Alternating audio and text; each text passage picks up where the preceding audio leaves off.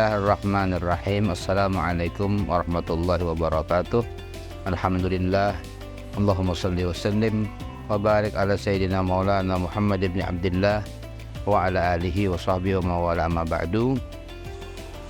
Pertama, kita memahami bahwasanya Al-Quran adalah kitab suci umat Islam sebagai penutup daripada seluruh rangkaian firman-firman Tuhan yang diturunkan kepada para nabi-nabi. Sebelumnya Allah menurunkan 60 lembaran kepada Nabi Syis, 30 lembaran kepada Nabi Ibrahim, 10 lembar kepada Nabi Musa sebelum Taurat. Kemudian Allah turunkan Taurat, Zabur, dan Injil. Kesemuanya itu ditutup dan disempurnakan dengan Al-Quranul Karim.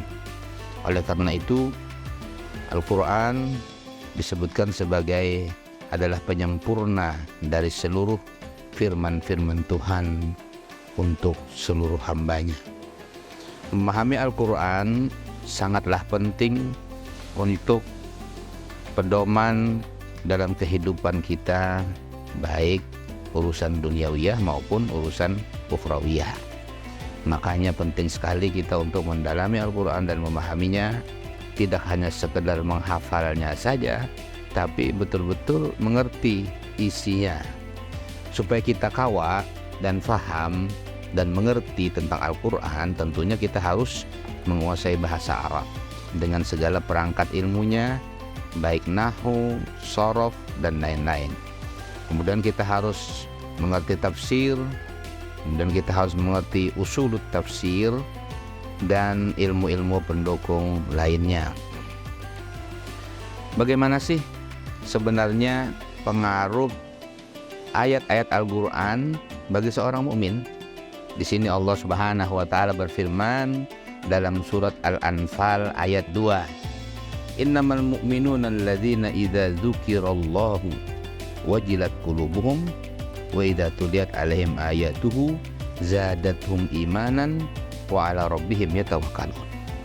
Hanya saja orang mukmin itu, artinya seharusnya orang mukmin itu adalah orang-orang yang apabila disebut nama Allah, dia mendengar nama Allah, dikumandangkan nama Allah, zikir dan lain sebagainya, bergetar dan takutlah hatinya kepada Allah.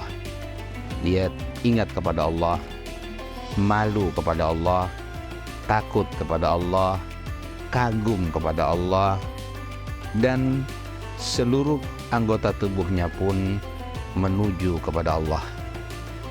Yang kedua, dan apabila dibacakan atas mereka ayat-ayat Tuhan, yakni ayat-ayat Allah yaitu Al-Quran, menambah kepada diri mereka itu keimanan. Jadi seyogianya, seharusnya orang Islam itu bilanya dibacakan Quran itu tambah khusyuk, tambah iman, tambah fanatik, tambah rajin ibadah, tambah jauh dari maksiat.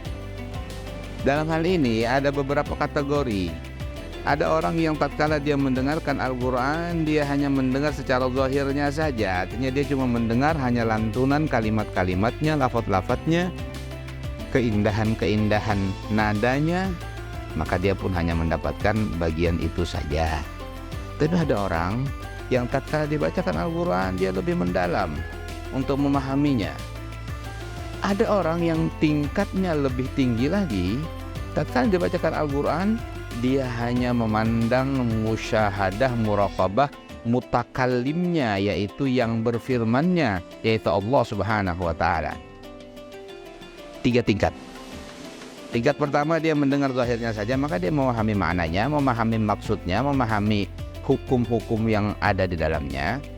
Yang kedua, dia mengagungkan dengan hatinya, kemudian menambah imannya, kemudian menambah khusyuknya, karena dia ingat bahwasanya itu adalah firman Allah yang maha perkasa, yang maha kuasa. Ya, yang ketiga ini yang disebut dengan pemahaman hakikat, yaitu yang tatkala dia baca Al-Quran, dia selain memahami maknanya, kemudian mengingat keagungan dan kedahsyatan ayat-ayat tersebut atau firman itu, dan dia juga mengingat siapa yang berfirman, panderan siapa, yaitu Allah. Dalam hal ini diceritakan, walaupun ini sebenarnya memerlukan penjelasan yang lebih, Al-Imam Ja'far Shadiq bin Muhammad Al-Baqir diriwayatkan tatkala beliau sholat, kemudian beliau membaca Al-Quran dan diulang-ulang ayat Al-Quran tersebut, beliau pingsan. Setelah beliau sadar, beliau ditanya, "Ya Imam, kenapa pian pingsan?" Ujar Sidin, "Tatkala aku membaca Al-Quran, kemudian aku ulang-ulang ayat Al-Quran, aku memahami maknanya. Kemudian aku ingat tentang keindahan, kedahsyatan cahaya-cahaya setiap huruf daripada Quran yang dibacakan tersebut. Kemudian aku teringat dan muraqabah musyahadah terhadap mutakallimnya, yaitu yang berfirmannya, yaitu zat Allah subhanahu wa ta'ala. Maka seakan-akan aku mendengar langsung dari Allah subhanahu wa ta'ala, dan aku pun tidak sadarkan diri." Cerita ini modelnya model tengalih bang untuk difahami, tapi sebenarnya itu kenyataannya, karena semua itu bergantung kepada dzauq, kepada rasa yang dirasakan seseorang tatkala memahami Al-Quran, tatkala dia mendengar ayat-ayat suci Al-Quran. Oleh karena itu, mari kita persiapkan diri kita, terutama sekarang di bulan Ramadan, bulan Al-Quran, untuk membaca Al-Quran, memahami maknanya, dan berusaha untuk memahaminya bukan hanya dengan otak pikiran kita saja, tapi dengan hati kita, dengan sir kita, dengan ruh kita, menurut kemampuan kita masing-masing. Mudah-mudahan Allah subhanahu wa ta'ala memudahkan semua usaha-usaha kita untuk menuju kepada Allah subhanahu wa ta'ala dan mendapat petunjuk darinya. Amin amin ya rabbal alamin. Wassallallahu ala sayyidina Muhammadin wa alihi washabihi wa baraka wasallam. Alhamdulillah rabbil alamin. Terima kasih banyak. Wassalamualaikum warahmatullahi wabarakatuh.